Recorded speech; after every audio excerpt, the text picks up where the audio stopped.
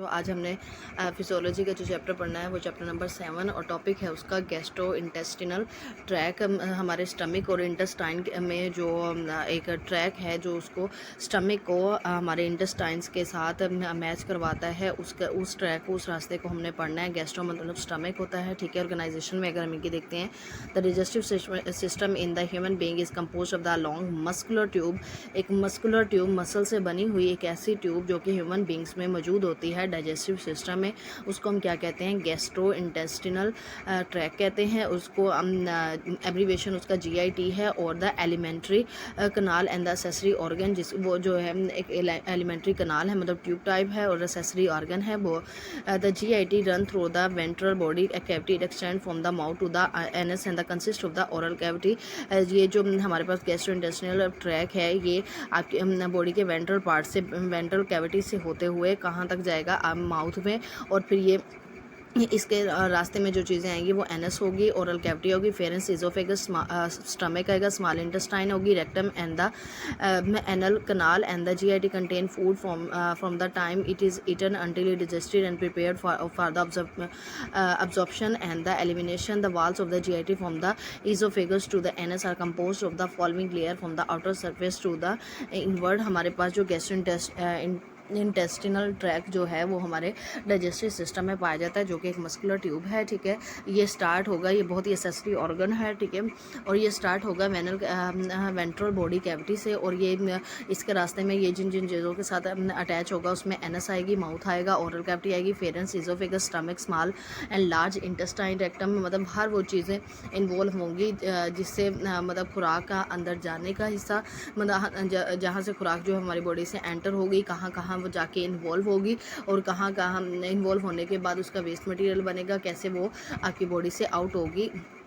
इस सब में कौन इन्वॉल्व हो रहा है? गैस्ट्रो इंटेस्टिनल ट्रैक है, ठीक है। नेक्स्ट जो वो कह रहा है कि इसकी जो outer surface to the inward ये कंपोज होगी फॉलोइंग लेयर है। इसके पास सिरोसा आ गया, मस्कुलरिस आ गया, और द सबमुकोसा आ गया, और मुकोसा आ गया। ये हमारे पास इसकी लेयर है, मतलब जो गैस्ट्रो इंटेस्टिनल हमारे पास जो एक कैविटी है वो ट्यूब जो है मस्कुलर ट्यूब है, उसकी लेयर है, जो कि उन्होंने यहाँ पे अगर आप देखें तो उन्होंने हमें शो करवाई हैं। ये देखें, अगर हम स्टमक जो है गैस्ट्रोइंटेस्टिनल जो ट्रैक को अगर हमने देखना है तो हम स्टमक का अगर एक पार्ट लें तो वहाँ पे ये देखें आप, कट करने से जब हमने उस कट पार्ट को ओपन करके देखा तो फर्दर वो लेयर पर डिवाइडेड था, जो कि हमने अभी पढ़ी हैं, ठीक है। और वो ये सब मिलकर क्या बना रहे हैं? गैस्ट्रोइंटेस्टिनल ट्रैक बना रहे हैं।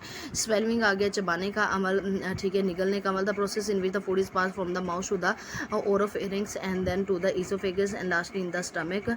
जो स्वेलिंग का अमल है कि ऐसा होता है कि पहले जो आप खुराक लेते हैं, कोई जो भी निवाला मुंह में डालते हैं किसी भी चीज़ का, तो वो क्या होता है? आपके मुंह में जाता है, मुंह से आगे ओरोफेरिंक्स में जाता है, और फिर वो इजोफेगस में, और लास्टिक इसमें जाता है, स्टमक में जाता है। इस सारे प्रोसेस को स्वेलिंग कहते हैं, स्वेलिंग कहते हैं। और स्टेजेस इसके हैं, 3 स्टेजेस हैं, बकल और ओरल स्टेज आ गया, फेरेंगियल स्टेज आ गया हमारे पास, जो कि इनवॉलेंट्री होता है, और हमारे पास जो बकल और ओरल स्टेज है वॉलेंट्री है, और इजोफेगस जो स्टेज है वो इनवॉलेंट्री है। वॉलेंट्री और इनवॉलेंट्री में एक फ़र्क है मेजर, वो ये है कि जो वॉलेंट्री है वो आपके सिस्टम के अकॉर्डिंग होता है, उस पर आपका कंट्रोल होता है। जैसे कि फ़र्ज़ किया कि हमें भूख लगेगी तो हमने खाना खाना है, और अगर हमें भूख नहीं लगती तो बाज़ लोग ऐसे भी हैं जो कि खाने को प्रेफर ही नहीं करते, जो नहीं लगी भूख तो हमने खाना ही नहीं है।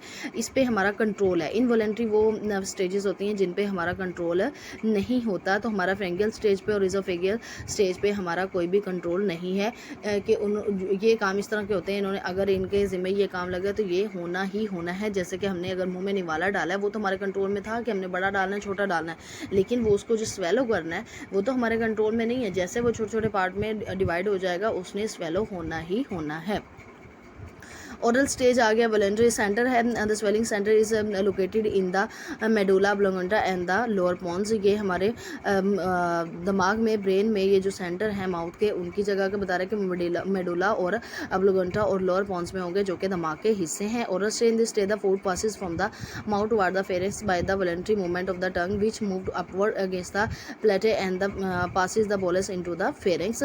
मतलब हमारे पास इस स्टेज में क्या होगा, जो खुराक है वो आपके मुंह से जाएगी फेरेंक्स में बाय द वॉलेंट्री मूवमेंट, जो कि हमारे उसमें है, कंट्रोल में है, of the tongue and which moves upward against the प्लेटे। और ये कहाँ पर जाएगी? जो नवाला है वो ऊपर की तरफ लेटे, मतलब आपके तालू की तरफ जाएगा, और फिर passes the bolus into the pharynx, और ये बोलस मतलब ये गोल शेप में होता हुआ कहाँ चला जाएगा, फेरिंग्स में चला जाएगा। ये जैसे आप देखें, ये उन्होंने हमें बोरस क्रिएट करके दिया है, ये हमने जैसे मुंह में डाला है ना वाला। फर्स्ट स्टेज में क्या हुआ कि आपके माउथ से फेरिंग्स की तरफ चला गया। सेकंड स्टेज में क्या हुआ कि ये अब आपके प्लेटे मतलब तालू के साथ लग गया, और ये थर्ड स्टेज में क्या हुआ कि आपके फेरिंग्स के पास चला गया। ठीक है, नेक्स्ट हमारी जो स्टेज इसमें आ रही है वो है pharyngeal stage. Involuntary in this stage the passage of the food occur from the pharynx into the oesophagus as the bolus enter the pharynx. It stimulates swallowing receptor around the opening of the pharynx and the tonsillar pillars आ गए हमारे पास। इस stage में क्या होगा कि जो खुराक है वो फेरिंग्स से कहाँ पे जाएगी, ईसोफेगस में जाएगी, आपके गले में जाएगी। ठीक है, यहाँ पे बोलस जो है वो एंटर हो जाएगा फेरिंग्स में, जो कि स्टिमुलेट मुतहरिक कर देगा स्वेलिंग को, मतलब वो टच करेगा रिसेप्टर को। ठीक है, around the opening of the pharynx, मतलब हमारे पास जो फेरिंग्स है उसकी ओपनिंग के नज़दीक क्या होगा कि हमारे पास रिसेप्टर्स होंगे, जो कि ये सारे जो स्वेलिंग का जो मतलब निगलने का चबाने का जो एक प्रोसेस है उसको स्टिमुलेट करेंगे। एंड द टॉन्सिल पिलर्स, और यहाँ पर आपको क्या मिलेंगे, टॉन्सिल्स भी मिलेंगे। ठीक है, नेक्स्ट हमारे पास आ गया oesophageal stage of the swallowing. In this stage of the food from the food passes from the upper oesophagus to the stomach. This stage is involuntary. The oesophagus show two type of the movement, primary peristalsis और secondary peristalsis. ठीक है, next हमारे पास आगे primary side the peristaltic wave begin in the pharynx air and spread into the esophagus during the pharyngeal stage of the swelling. This wave passes from the pharynx to stomach within 8 to 10 seconds. In this stage of the swelling, gravity also play important role. If a person swallow bolus in the standing position, the bolus move rapidly, passing from the esophagus to the stomach in the 5 to 8 seconds.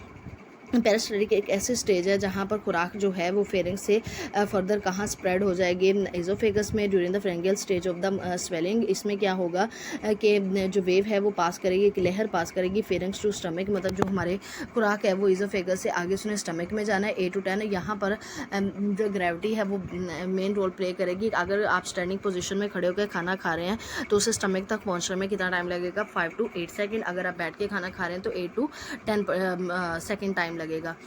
आगे हमारे पास आ गया secondary peristalsis.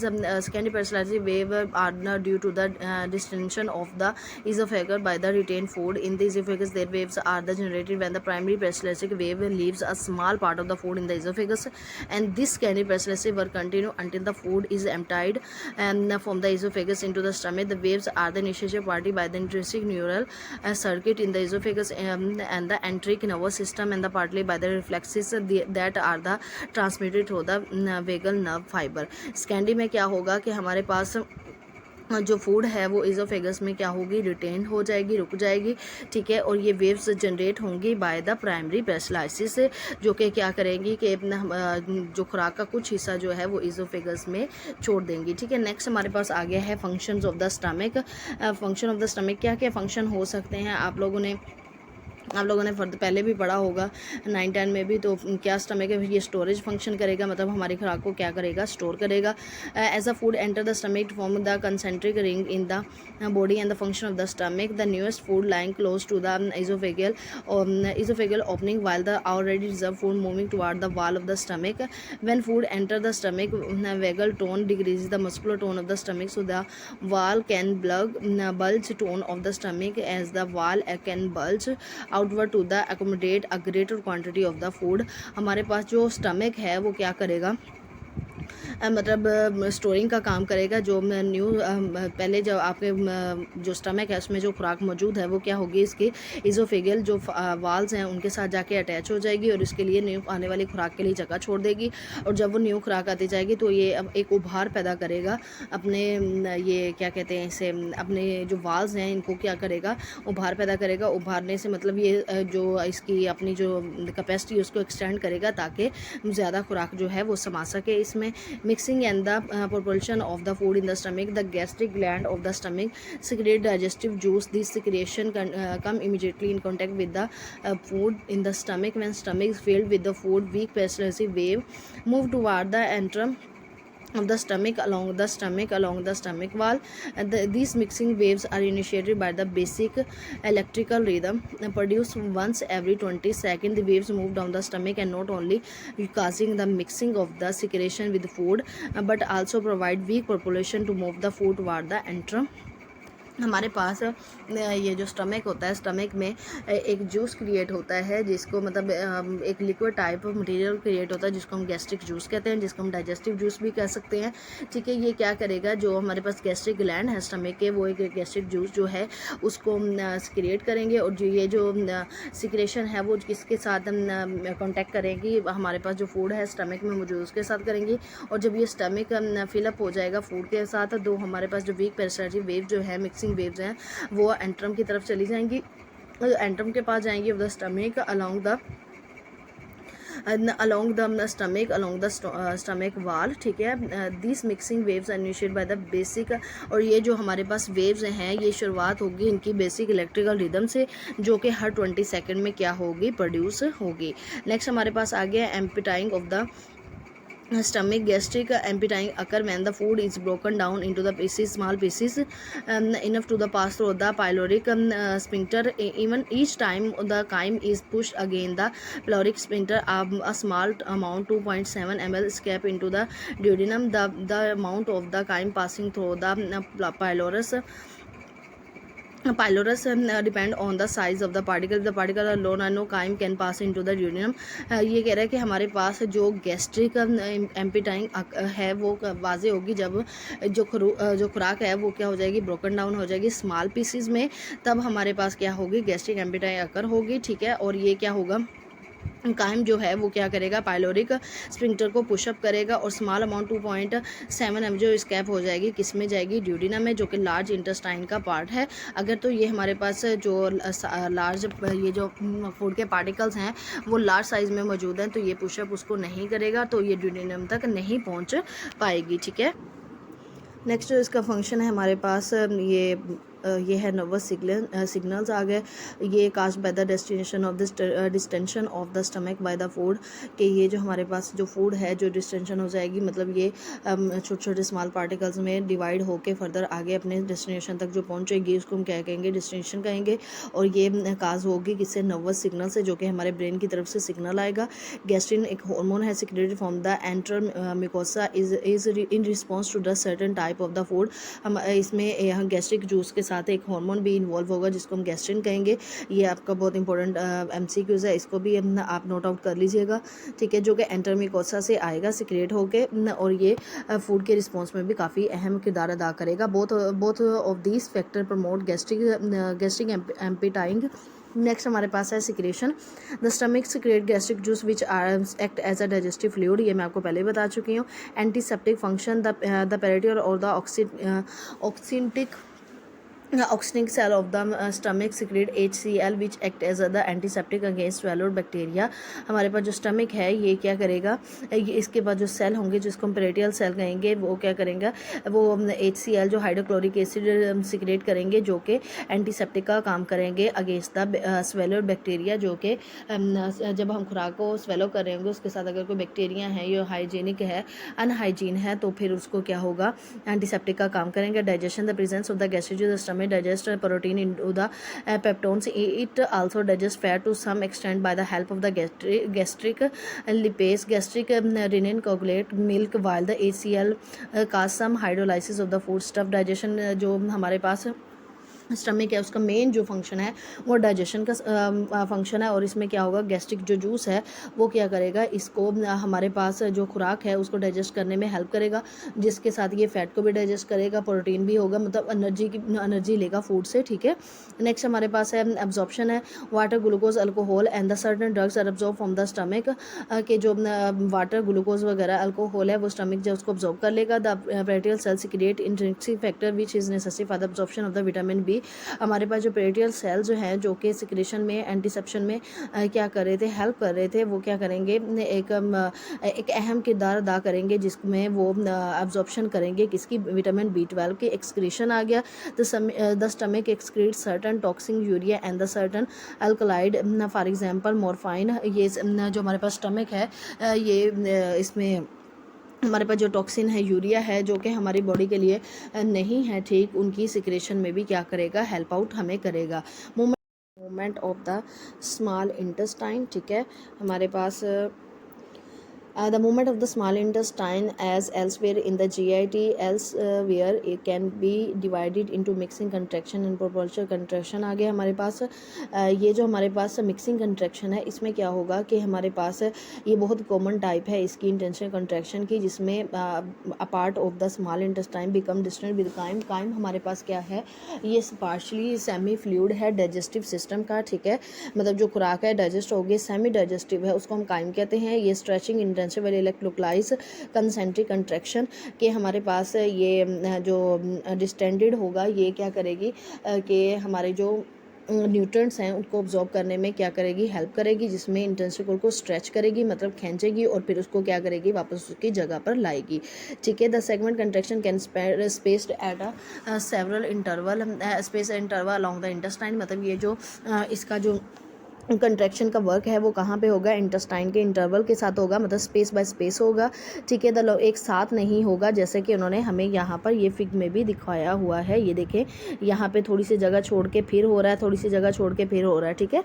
Next हमारे पास है the segmented contraction at play. अच्छा, during the uh segmentation about 1 to 2 centimetre of the intestine wall contract forcing the chyme toward the colon, कि इसमें क्या होगा, मूवमेंट ऑफ स्मॉल इंटेस्टाइन में ये जो इसका कुछ हिस्सा है जो कि सेगमेंटेड हो गया है, वो क्या करेगा, फोर्स आउट करेगा और ये काइम को अलाउ करेगा कि वो कॉलन में एंटर हो जाए। The segmented movement also enable the chyme to mix with the digestive juice and make contact with the absorptive surface of the intestinal mucosa, कि ये क्या होगा, जो सेगमेंटेड मूवमेंट है ये अलाउ करेगी कि काइम को मिक्सअप होने से किसके साथ, डाइजेस्टिव जूस के साथ, और इसको अब्जॉर्प्टिव सरफेस के साथ कॉन्टैक्ट बनाने में ऑफ द इंटेस्टिनल मिकोसा, ठीक है।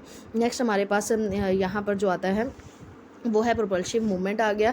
The peristaltic wave present help in the passage of the chyme through the small intestine. These waves may occur in any part of the small, they move at the velocity of the 0.5 to 1 centimetre per second and are faster the proximal part of the intestine and slower in the terminal part of the intestine, ठीक है। ये जो starting area जो होगा intestine का, उसमें propulsive movement जो होगी वो ज़्यादा होगी, जो कि काइम को पैसेज देगी, मतलब रास्ता देगी गुजरने के लिए, ठीक है। और ये जो टर्मिनल पार्ट होगा उस पर क्या होगी, स्लोअर होगी। They are also weak and usually die out after travelling 3 to 6 centimetre. ये काफ़ी वीक होते हैं और 3 से 6 सेंटीमीटर चलने तक ये क्या हो जाते हैं, ये वीक हो जाते हैं और डाई आउट हो जाते हैं। Normally it is take 3 to 5 hour of the passage of the chyme from the pylorus to the electrical valve. ये क्या लेंगे, 3 से 5 घंटे लेंगे मूव आउट करने के लिए, ठीक है।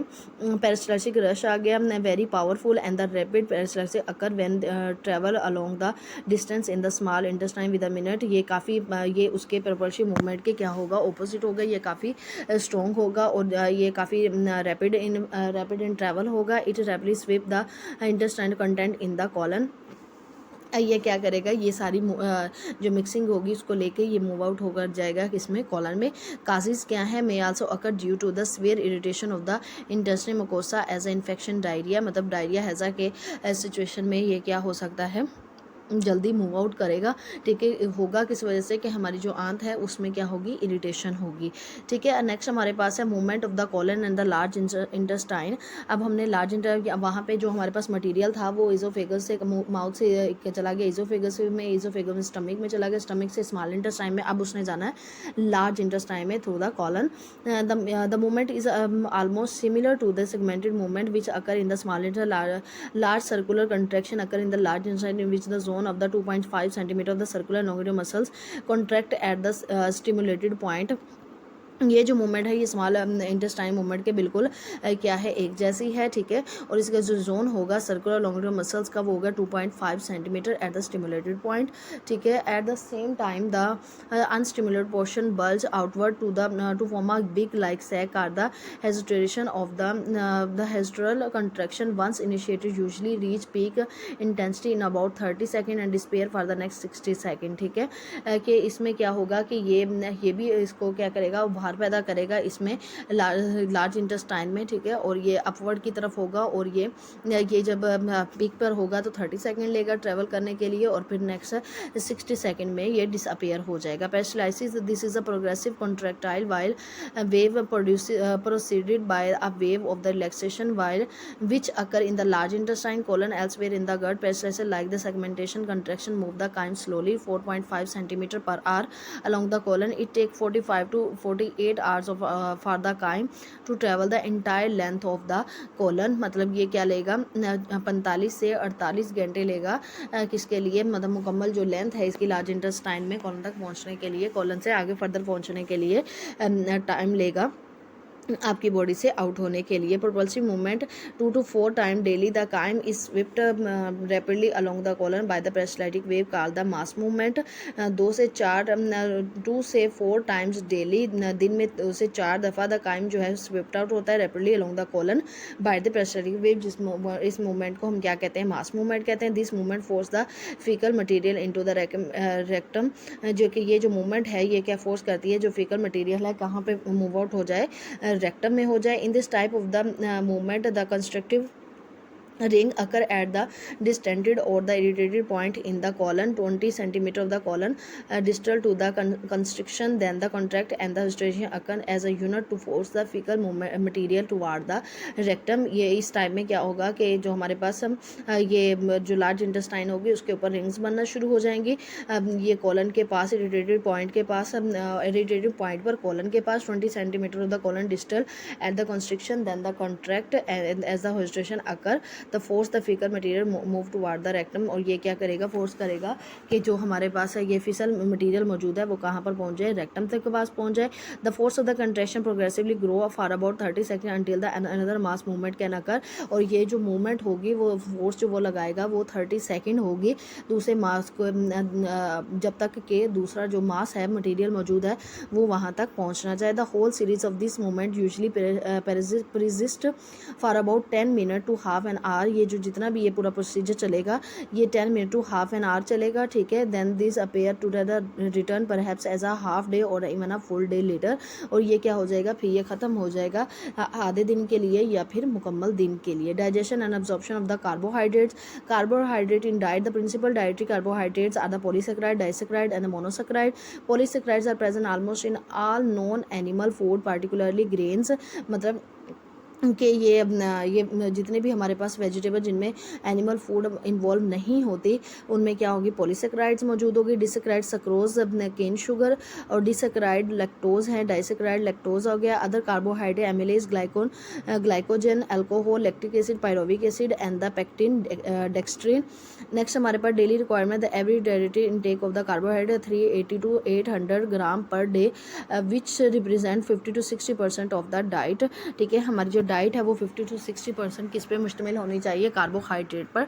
Digestion of the carbohydrate mouth and the stomach आगे during mastication chewing food is mixed with the saliva which contain an enzyme called the ptyalin. हमारे पास जब हम खुराक को चबा रहे होते हैं, ठीक है, तो ये हमारी खुराक जो है वो सलेवा के साथ क्या हो रही होती है, मिक्स हो रही होती है, जिसके पास एक एंजाइम है जिसको हम क्या कहते हैं, पेटेलिन कहते हैं, ठीक है। और जो जिसको हम अल्फा एमिलेज भी कहते हैं, सिक्रेटेड बाय द पैरोटाइड ग्लैंड, जो कि कौन देता है हमें, पैरोटाइड ग्लैंड देता है। This enzyme hydrolyse starch into the disaccharide maltose and other small polymers of the glucose containing 3 to 9 glucose material molecule। ये जो एंजाइम ये हाइड्रोलाइज हो जाएगा, मिक्सअप हो जाएगा किसके साथ, हाइड्रोलाइज स्टार्च इनटू द डिसेकेराइड, ये डिसेकेराइड के साथ क्या हो जाएगा, हाइड्रोलाइज हो जाएगा। और जो दूसरे स्मॉल जो पॉलीमर्स हैं ग्लूकोज के वो क्या करेंगे, उनके पास 3 to 9 ग्लूकोज मॉलिक्यूल क्या होंगे, मौजूद होंगे। Starch, alpha amylase, maltotriose and the alpha limit dextrin in the mouth only 3 to 5% of the all the starches eaten can be hydrolyzed because food remain in the food mouth for a very short period। कि हमारे मुंह में 3 से 5% जो है वो starches जो हैं वो हाइड्रोलाइज होती हैं, क्योंकि हमारे मुंह में जो खुराक है वो काफ़ी शॉर्ट पीरियड के लिए रहती है। After the food is swallowed, digestion of the starch by the alpha amylase continue in the stomach for the long 1 to 3 hours, after which the activity of the alpha amylase is blocked by the acidic gastric juice. The optimum pH of the for the activity of the enzyme is 6 to 7, but the become inactive at the pH of the 4.0. हमारे पास ये जो मुंह में जो जब हम खुराक को चबा रहे होते हैं तब ये जो ये स्टार्च जो है वो क्या होती है 3 to 5% जो है ये हाइड्रोलाइज होती है, ठीक है। और इसके बाद जब खुराक हम मुंह से चबाने के बाद कहाँ चली जाती है, हमारे स्टमक में चली जाती है। तो स्टमक में जाते हुए ये 1 से 3 घंटा वहाँ पे अपना ये क्या करती है, अपना ये प्रोसेस जारी रखती है। और फिर एसिडिक गैस्ट्रिक जूस आता है जो कि इसके सिस्टम को क्या कर देता है, ब्लॉक कर देता है। और इस एक्टिविटी में एंजाइम की जो पीएच है ऑप्टिमम पीएच 6 to 7 होनी चाहिए। और अगर पीएच जो है वो 4.0 होगी तो ये क्या हो जाएगा, इनएक्टिव हो जाएगा, मतलब ये काम नहीं करेगा, ठीक है। नेक्स्ट हमारे पास आती है small intestine. Small intestine the potent pancreatic amylase act on ingested polysaccharide. It is similar in function to the salivary alpha amylase but in more powerful 15 to 30 minutes after the chyme enter the duodenum and mix with the pancreatic juice all the starch is digested. Small intestine में क्या होता है कि वहाँ पर आपको pancreatic amylase मिलती है जो कि एक्ट करती है इंजेस्टेड पॉलीसेक्राइड के तौर पर। फिर ये क्या करेगी कि ये इसका जो फंक्शन है वो बिल्कुल ही एक जैसा है जैसा कि सिलेवरी एमिलेज में, अल्फा एमिलेज में, और जो हमारे पास स्मॉल इंटेस्टाइन है इसमें भी पैंक्रियाटिक एमिलेज का दोनों का क्या है, सेम फंक्शन है। लेकिन ये मोर पावरफुल होता है 15 to 30 minute after the chyme enter the duodenum. जब काइम जो है वो स्मॉल इंटेस्टाइन के पार्ट के साथ एंटर होता है तो ये 15 to 30 मिनट उसके बाद क्या होती है, काफ़ी पावरफुल होती है। ये मिक्स हो जाती है पैंक्रियाटिक जूस के साथ और ये क्या करती है कि ये जितनी भी स्टार्च जो ग्लूकोज हमारे पास मौजूद है उसको क्या कर लेती है, डाइजेस्ट कर लेती है। Hydrolysis by the intestinal epithelial enzyme. The intestinal epithelial enzyme hydrolyse disaccharide and the small glucose polymer into the monosaccharide. The enzyme which include lactase, sucrase, maltase and the dextrinase are located in the membrane of the microvilli of the brush border of the lumen of the small intestine. ये जो हमारे पास intentional epithelial enzyme है ये क्या होंगे, hydrolysis होंगे किसके साथ, डिसैकराइड के साथ। और जो स्मॉल ग्लूकोज पॉलीमर हमारे पास मौजूद हैं वो किसके साथ हाइड्रोलाइज होंगे, मोनोसैकराइड्स के साथ होंगे।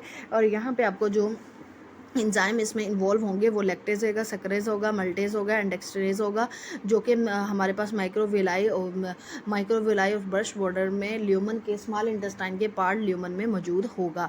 Absorption of the carbohydrates are the mostly absorb in the form of the monosaccharide on only a small percentage absorb in the disaccharide form.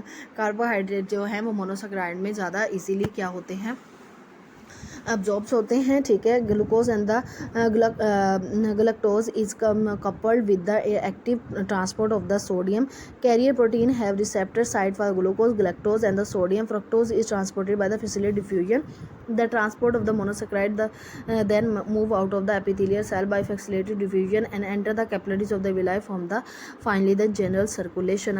हमारे पास जो कार्बोहाइड्रेट्स की ये अब्जॉर्प्शन है ये ज़्यादातर होगी मोनोसैकराइड में और स्मॉल परसेंटेज में ये डिसैकराइड में भी अब्जॉर्ब हो जाएगी। हमारे पास जो ग्लूकोज और गैलेक्टोज हैं ये किसके साथ, ये एक दूसरे के साथ मिलकर क्या करेंगे, सोडियम को ट्रांसपोर्ट करेंगे। और जो प्रोटीन है वो उसको ट्रांसपोर्ट करने के लिए ग्लूकोज, गैलेक्टोज और सोडियम की ज़रूरत होगी।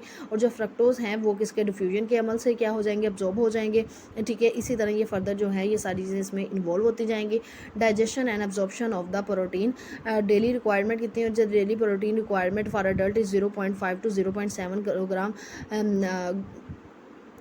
Kilogram per day of the body weight and for the children 1 to 4 year of the age तो 3 to 4 kilogram of the body weight, ठीक है। ये हमारे पास जो प्रोटीन है ये भी बॉडी वेट पर होगा, इसमें बॉडी वेट पर डिपेंड होगा कि कितनी चाहिए हमें प्रोटीन।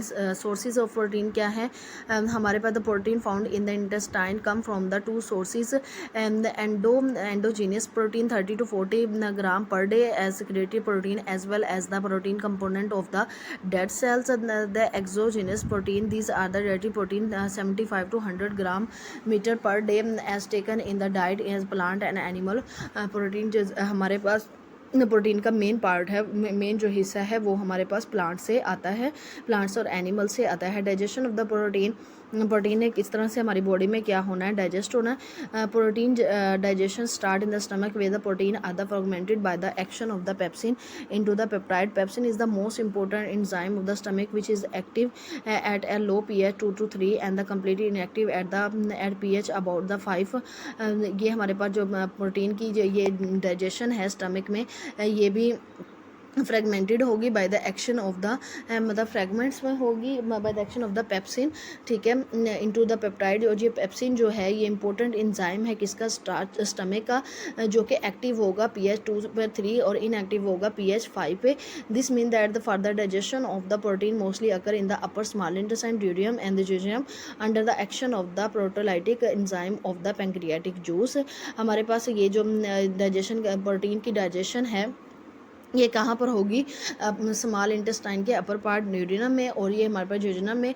और ये एक्शन जो है मतलब ये जो काम है वो कौन करवाएगा, जो एंजाइम इसमें इन्वॉल्व होगा वो होगा proteolytic enzyme of the pancreatic juice. The enzyme found in the pancreatic juice and the chymotrypsin and the carboxy हमारे पास है peptidase cause the breakdown of the protein into the peptide. The carboxypeptidase act as a peptide breaking the peptide bond which attach the terminal amino acid to the carboxyl end the peptide protein digestion is completed by the peptides. मतलब हमारे पास जो protein की digestion के लिए जो main काम involve होता है इसमें वो है पेप्टाइडेज है, जो कि हमारे पास कहाँ से आएगा, एंजाइम से आएगा। और एंजाइम कौन सा है, प्रोटीलाइटिक है, जो कि एंजाइम है किसका, पैंक्रियाटिक जूस का है, ठीक है। नेक्स्ट हमारे पास अब्जॉर्प्शन ऑफ प्रोटीन आ गई। अब मतलब प्रोटीन अब्जॉर्ब कैसे होना है, protein are mostly absorb in the form of the dipeptide, tripeptide and the amino acid. Rapid absorption of the amino acid occur in the duodenum and jejunum but is slow in the ileum. In the colon they are digested by the bacteria action. The protein is stool and the not dietary in origin but come from the bacteria and cellular debris. मतलब हमारे पास जो protein है ये absorb होगी किसकी form में, डीपेप्टाइड में, ट्रीपेप्टाइड में और अमाइनो एसिड के फॉर्म में। और ये जो अब्जॉर्प्शन है ये अकर होगी ड्यूडेनम में, जेजुनम में। लेकिन ये जो स्मॉल इंटेस्टाइन का थर्ड पार्ट है इलियम, इसमें ये क्या होगी, अब्जॉर्ब तो होगी लेकिन काफ़ी स्लो होगी। कॉलन में क्या होगी, ये अब्जॉर्ब होगी किस bye the mean of the bacterial action. और जो ये जो प्रोटीन है ये स्टूल है ये, लेकिन ये डाइटरी नहीं है अपनी ओरिजिन में। ये हमारे पास कहाँ से आती है, बैक्टीरिया से आती है और सेलुलर डेब्रिस से आती है, ठीक है। During the absorption of the protein, most peptide amino acid molecule bind with the specific transport protein which require sodium. Sodium binding before transport can occur. The sodium ion they move by the electrochemical gradient to the interior of the cell and pull the amino acid or peptide along with it. From the discussion, it is noted that the protein are absorbed through a co-transport or the secondary active transport processes. However, some amino acid are transported by the process of the facilitated diffusion. हमारे पास जो amino acid हैं, amino acid basically क्या है, protein ही है जो कि ट्रांसपोर्ट होगा by the mean of the facilitated diffusion. Digestion and the absorption of the fat. Third चीज़ जो हमारे पास आई है वो क्या है, फैट है। डेली रिक्वायरमेंट हमारे इसकी भी सेम सारे जो हमारे पास पॉइंट है वो मिलते जुलते ही हैं, सेम ही हैं। हमारे पास जो फैट है ये हमें कितनी चाहिए डाइट में, varies from person to person depending upon the nature and the socio economic condition of the individual. However the average daily intake of the fat is 25 to 160 gram metre. हमारे पास जो ये चाहिए, हमें फ़ैट चाहिए, depend करता है कि जो पर्सन है उसकी एक्टिविटी डेली की कैसी है, वो कैसे काम कर रहा है, मतलब वो काफ़ी सोशल भी है या बस सारा दिन वो ऐसे ही गुजार रहा है, तो उसके अकॉर्डिंग फ़ैट चाहिए होगी।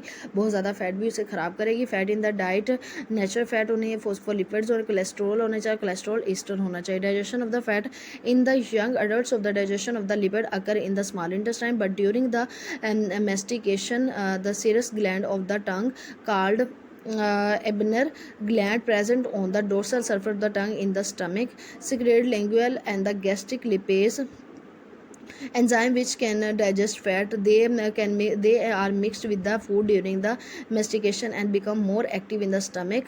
This indicate that digestion of the lipids start in the mouth. In the mouth and the stomach, lipids can digest 25 to 30% of the triglyceride. हमारे पास जो यंग अडल्ट होते हैं उनकी जो डाइजेशन है लिपिड की वो स्मॉल इंटेस्टाइन में होती है, लेकिन मेस्टिकेशन के प्रोसेस में हमारे पास जो हमारी टंग है वहाँ पे ग्लैंड मौजूद होता है जिसको सेरोस कहते हैं, उसको सेरोस कहते हैं और उसको सेरस ग्लैंड होता है जिसको हम एबनर ग्लैंड भी कहते हैं, जो कि हमारे जो टंग है उसके डोर्सल पार्ट पर मौजूद होता है, और ये क्या करता है, लिग्यूनर और द गैस्ट्रिक लिपेज को सिक्रेट करता है, जो कि हमारे पास फैट को अब्जॉर्ब करने में, डाइजेस्ट करने में क्या करते हैं, मदद करते हैं। और ये क्या किस में हो जाता है, फूड के साथ मिक्स हो जाता है मेस्टिकेशन में, स्वेलविंग के अमल में, ठीक है। और ये मोर एक्टिव होता है, ये स्टमक में ज़्यादा जाके एक्टिव होता है विद इन द माउथ, ठीक है। और ये इंडिकेट करता है डाइजेशन ऑफ द लिपिड की, जो कि स्टार्ट होती है माउथ में और ये फिर आगे फर्दर रीच आउट करती रहती है। 25 to 30% किस में होती है, हमारे पास स्टमक में होती है, ऑफ आर ट्राइग्लिसराइड।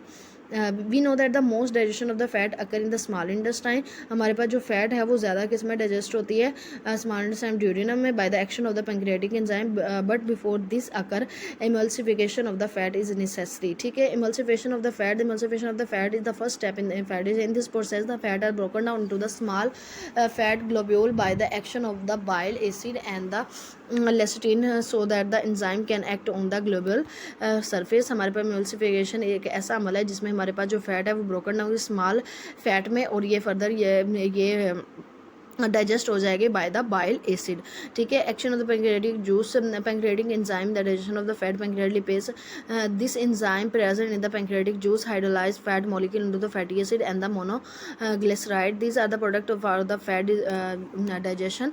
हमारे पास एंजाइम इन्वॉल्व होंगे, इसमें भी एंजाइम इन्वॉल्व होगा किसका, पैंक्रियाटिक जूस का, ठीक है, जिसको हम पैंक्रियाटिक लिपेज भी कह सकते हैं, ठीक है। ये हाइड्रोलाइज करेगा फैट मॉलिक्यूल को किसमें, फैटी एसिड में, मोनोग्लिसराइड में, और फिर ये जो सारे जो हैं ये एंड प्रोडक्ट हैं फैट की डाइजेशन के लिए। Lipase removes the 2 of the 3 fatty acid from the glycerol molecule while the remaining portion attach to the it from the monoglyceride.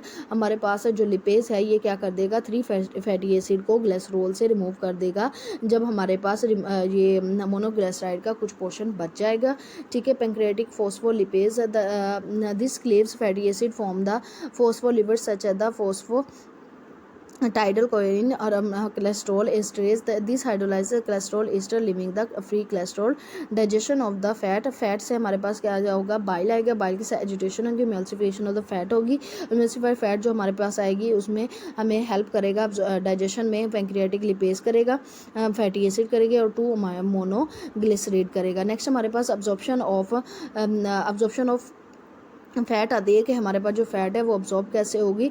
The absorption of the fat occur as a following, the micelles formation, the micelles are the small 4 to 5 millimeter in diameter spherical aggregate containing 20 to 30 molecular lipids and the bile salt। हमारे पास जो मिसिलियस हैं वो 4 से 5 millimetre हैं diameter में, ये spherical हैं, एग्रीगेटेड हैं, मतलब एक साथ मिले हुए हैं, और ये 20 to 30 मॉलिक्यूल्स हैं जो कि लिपिड्स और बाइल साल्ट्स हैं। The emulsified product of the lipid digestion monoglyceride cholesterol from the micelles with bile salts before they are absorb. ये जो हमारे पास लिपिड जो हैं एमल्सिफाइड हैं, ये क्या होंगे, ये मिल्सेस होंगे, मतलब ये छोटे छोटे हिस्सों में डिवाइड हो जाएंगे और बाइल के साथ मिलकर ये अब्जॉर्ब होने से पहले, ठीक है, ये छोटे छोटे हिस्सों में क्या हो जाएंगे, डिवाइड हो जाएंगे। The cholesterol and the fat soluble vitamin are located within the fat soluble interior of the micelles. हमारे पास जो कोलेस्ट्रॉल है और फैट सोलुबल है, मतलब हमारे पास जो फैट है जो सोलुबल है विटामिन के साथ, ये कहाँ पे आपको मिलेगी, इंटीरियर ऑफ द मिसिलियस के मतलब ये जब छोटे छोटे पार्ट में क्या होगा, कन्वर्ट हो जाएगा, ब्रेकडाउन हो जाएगा, तो वहाँ पर आपको क्या मिलेगी, फैट सोलुबल कोलेस्ट्रॉल मिलेगा, ठीक है। Micelles and the absorption of the lipids and the bile salt, the micelles contain free fatty acid and the 2 monoglyceride, they move along the brush border of the microwave surface allowing their lipid to diffuse across the microwave membrane into the enterocyte. हमारे पास जो मिसिलियस है ये free fatty acid है, 2 monoglyceride जो हम अभी ऊपर पढ़ हैं, ये क्या होगा, ब्रश बॉर्डर माइक्रोविलाई के साथ मूव करेंगे और ये क्या करेंगे, अलाउ करेंगे लिपिड को कि वो डिफ्यूज हो जाए माइक्रोविलाई मेम्ब्रेन के साथ into the enterocyte. Once the mycelium make contact with the microvilli, the lipids, cholesterol and the fat soluble vitamins are removed. जब ये रैपिडली हमारे पास जो मिसिलियस है वो माइक्रोविलिया के साथ मिलेगा, लिपिड्स कोलेस्ट्रॉल और द फैट सोलबल जो विटामिन हैं ये तेज़ी से क्या हो जाएंगे, रिमूव हो जाएंगे, ठीक है। The monoglycerate cholesterol and the fatty acid form the micelles enter the mucosal cell by the passive diffusion. The subsequent fate of the fatty acid depend upon their size. और ये जो इनकी डिफ्यूजन का अमल है वो डिपेंड करता है किस पे, इनके साइज पे, ठीक है। द ट्रिग्लिसराइड और the cholesterol enter and then coated with the layer of the protein cholesterol and the phospholipid to form the हमारे पास कोलिमैक्रोन है which leave the cells and enter the lymphatics. Formation of the chylomicron by the enterocyte. The triglyceride in the endoplasmic reticulum aggregate in the globules along with the phospholipids and the cholesterol and are coated with the protein. These the masses are called the कोलिमैक्रोन्स। हमारे पास आ गया ये हमारे पास जो ट्रिग्लिसराइड है जो कि आपको एंडोप्लाज्मिक रेटिकल्स में मिलेगा ग्लोब्यूल फॉर्म में। ये फॉस्फोलिपिड और ये हमारे पास कोलेस्ट्रॉल हैं जो कि मिले होंगे, बने हुए होंगे, कोटेड होंगे किसके साथ, प्रोटीन के, और इस मासेस को हम क्या कहेंगे, कोलिमैक्रोन कहेंगे, ठीक है बेटा। नेक्स्ट आपके पास जो टॉपिक आता है वो है सैलिवा का। Saliva is a fluid that continuous secreted by the gland in और near the mouth to keep the mucous membrane of the mouth and the pharynx moist. It is secreted by the swelling gland. हम ये जो हमारे पास next हमारा topic है saliva का। जो सैलिवा है जिसको हम आम अल्फाज में या आम अपनी ज़बान में थूक भी कहते हैं, ये क्या होगा, ये continuously secreted by the gland in और near the mouth keep the mucous membrane of the mouth and pharynx moist. ये हमारे जो हमारा जो माउथ है और जो हमारा फेरेंक्स जो है इसको गीला रखने के लिए, नमदार रखने के लिए क्या करते हैं कि हमारे पास जो ग्लैंड है वो सिक्रेट करते रहते हैं फ्लूइड को, जिसको हम सैलिवा कहते हैं। It is secreted by the following gland. Major gland जो है पैरोटाइड ग्लैंड है, सब मैंडिबुलर ग्लैंड है और सबलिंगुअल ग्लैंड है। मिनर ग्लैंड जो है, जो ये मेजर हैं और मिनर जो हैं वो सिक्रेट करते हैं सैलिवा का, which is Mucoid had daily secretion of saliva. The amount of the saliva secreted per day varies considerably, ranging from the 1000 to 1500 ml, ठीक है। डेली जो सिक्रेशन होती है और इसकी जो pH है जो वो है 7.0 है। कंपोजिशन है वाटर है, 99% वाटर होता है। जो सल्यूट है वो 0.5 सेंटीमीटर्स परसेंटेज होती है। Ion it in this large quantity of the potassium and bicarbonate ion and the small quantity of sodium and chloride ion, ठीक है। इसमें जो आयन होगी इसमें लार्ज क्वांटिटी पोटाशियम और बी कार्बोनेट की आयन की मिलेगी और स्मॉल क्वांटिटी मिलेगी सोडियम की और द क्लोराइड आयन की। Organic substance, it is it has various organic substance including urea, uric acid, serum, albumin and ग्लोबियन and the mucin. और जो बाकी आपको अदर ऑर्गेनिक सब्सटेंस मिलेंगे वो उनके पास यूरिया, यूरिक एसिड, सीरम और the albumin and the globulin, insulin मिलेंगे, म्यूसिन मिलेंगे। और एंजाइम जो है it has major two types of the protein secretion, serous and the mucous. Serous secretion has the ptyalin alpha amylase which is enzyme for digestive starch. Mucus secretion have mucin for the purpose of the lubrication. Other enzyme जो हैं include lysozymes, bacteriolytic enzyme, IgA is also present with the first immunological defense against the bacteria and the viruses.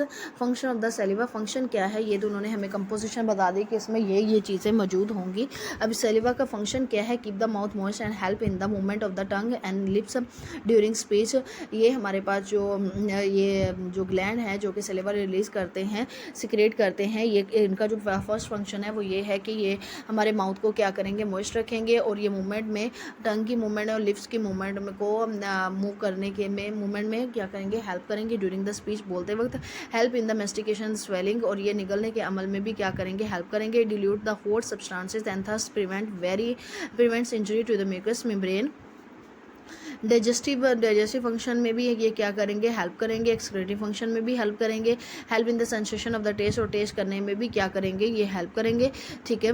और help in the water balance, और पानी को भी हमारे mouth में, हमारी बॉडी में भी क्या करने के लिए, ये वाटर जो है उसको बैलेंस करने के लिए भी क्या करेंगे, हेल्प आउट करेंगे। ओरल हाइजीनिक फंक्शन, और ये हमारे टीथ, माउथ और हमारे ये इजोफेगस और फेरेंक्स को भी हाइजीनिक रखने में भी क्या करेंगे, हेल्प आउट करेंगे। जाएंगे। नेक्स्ट हमारे पास जो चीज़ आती है वो है गैस्ट्रिक जूस के, जो कि एक फ्लूइड है जो कि हमारा जो स्टमक है वो रिलीज करता है। Gastric gland and cell following the glands which cells which secrete gastric, जो कार्डियक ग्लैंड, पाइलोरिक ग्लैंड और हमारे पास fundic body gland, mucous neck cell और पेरिटल और ऑक्सीटेनिक सेल चीफ और द पेप्टिक सेल अमाउंट होगी। The amount of the cell of the gastric gland secrete about 2500 ml of the gastric juice daily. हमारा जो ये जो cell है, जो ग्लैंड है, वो 2500 मिलीलीटर गैस्ट्रिक जूस जो है वो डेली बेस पे रिलीज़ करते हैं। इसकी कंपोजिशन देखेंगे तो इसमें भी enzyme, pepsinogen,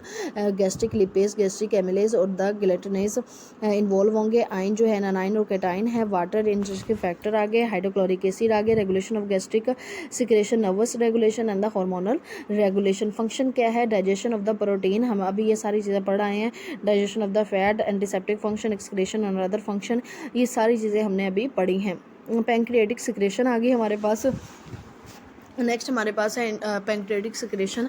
the pancreas is a dual function gland, partly exo serine and the partly endoserine. The exoserine part secrete digestive pancreatic juice, while the endoserine part secrete insulin, glycogen and the stromatolin hormone. In general, the secretion is clear, colorless liquid which consists of the water, salt, sodium, bicarbonate and enzyme. हमारे पास जो pancreatic secretion है ये दो हिस्सों पर, दो gland पर मुश्तमिल है, एक एक्सोसरीन और एंडोसरीन। जो एक्सोसरीन है वो पैंक्रियाटिक जूस को सिक्रेट करेगा और जबकि एंडोसरीन है ये इंसुलिन, ग्लाइकोजन और ये फर्दर चीज़ों को क्या करेगा, रिलीज़ करेगा। डेली की सिक्रेशन है 1200 to 1500 ml है और हमारे पास जो pH है वो 7.51 to 8.2 है। और द कंपोजिशन अगर देखें, वाटर, आयन, प्रोटीन, एंजाइम और द प्रोटीलाइटिक इसमें क्या होंगे, इन्वॉल्व होंगे। आयन जो होंगे कैटाइन है, एनाइन है और प्रोटीन जो है एल्ब्यूमिन है, ग्लोबिन है और हमारे पास जो एंजाइम है प्रोटोलाइटिक है, ट्राइप्सिन है, कीमोट्राइप्सिन है, कार्बोऑक्सी पॉलीपेप्टाइडेज है, राइबोन्यूक्लियस है, डीऑक्सीराइबोन्यूक्लियस है और एलेटेज है। Regulation of the pancreatic secretion आ गया हमारे पास। Pancreatic secretion like gastric secretion regulated by the both nervous and the hormonal mechanism, ये भी हमने अभी पीछे पढ़ा है। Enzymes of the pancreatic secretion, protease enzyme, trypsin, ये भी हमने अभी पढ़ लिया। और ये सारी चीज़ें हमने ऊपर जब ये डाइजेस्टिव सिस्टम पढ़ा है उसमें ये हमने सारी चीज़ें क्या की हैं, डिस्कस की हैं। नेक्स्ट हमारे पास आता है फंक्शन क्या है, डाइजेस्टिव फंक्शन है, न्यूट्रलाइजेशन फंक्शन है, क्योंकि इसमें ये जूस जो है अल्कलाइन होता है, ये न्यूट्रलाइज करेगा almost equal amount of the gastric juice को। ठीक है, नेक्स्ट हमारे पास आता है bile juice. Bile juice is yellowish green digestive secretion from the liver which contain a mixture of the secretory and the excretory product of the liver. हमारे पास जो गैस्ट्रिक जूस है वो कौन करता है, हमारे पास जो स्टमक है वो करता है। फिर हमारे पास पैंक्रियाटिक सिक्रेशन है जो पैंक्रियाज करता है। अब हमारे पास ये बाइल जो जूस है ये लीवर करता है, जिसमें एक्सक्रेटरी और सिक्रेटरी जो मिक्सचर है वो कंटेन करता है। हमारा लीवर जो है उसका जो आउट होता है वो उसको हम जूस कहते हैं, बाइल जूस कहते हैं, जो कि येलोइश ग्रीन कलर का होता है। डेली सिक्रेशन 500 to 1000 ml होती है।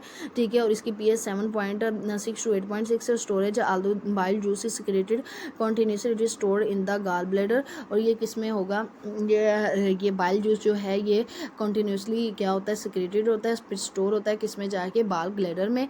फिर उसके बाद हमारे पास आता है कंपोजिशन ऑफ बाइल, जो ये वाटर होगा इसके पास, बाइल साल्ट होंगे, HCO3 होगा इसके पास, कोलेस्ट्रॉल होगा, सोडियम होगा, पोटाशियम होगा, कैल्शियम होगा और HCO3 और कैल्शियम होगा। फंक्शन क्या है बाइल जूस का, हमारे पास डाइजेशन में अमल करेगा। ये हमारे पास डाइजेशन में जहाँ पे स्टमक और ये जो फिर ये सारी चीज़ें इन्वॉल्व होती हैं, वहाँ पे लिवर जो है ये भी डाइजेशन में हमारे अमल करता है, ये भी हमारी हेल्प आउट करता है। एब्जॉर्प्शन में ये भी cholesterol, monoglyceride, fatty acid, lipids को क्या करता है, ये मिसली और इसको एब्जॉर्प्शन में अमल करता है। एक्सक्रीशन में ये जब हमने अभी पढ़ा कि ये बाइल जूस जो है ये लिवर का एक्सक्रेटरी और सिक्रेटरी हिस्सा है, तो ये भी इसको क्या करेगा, इसमें से सिक्रेशन में भी अमल करेगा। ये जो चीज़ें अनहाइजीनिक है और ये मतलब हमारी बॉडी को नुकसान पहुंचाएंगी, उनको क्या करेगा, स्क्रेट आउट करेगा। लेक्सेटिव एक्शन है। Bile salt cause stimulation of the peristaltic wave, और ये हमारे पास डाइजेस्टिव सिस्टम में पेरिस्टाल्टिक जो वेव प्रोड्यूस होती हैं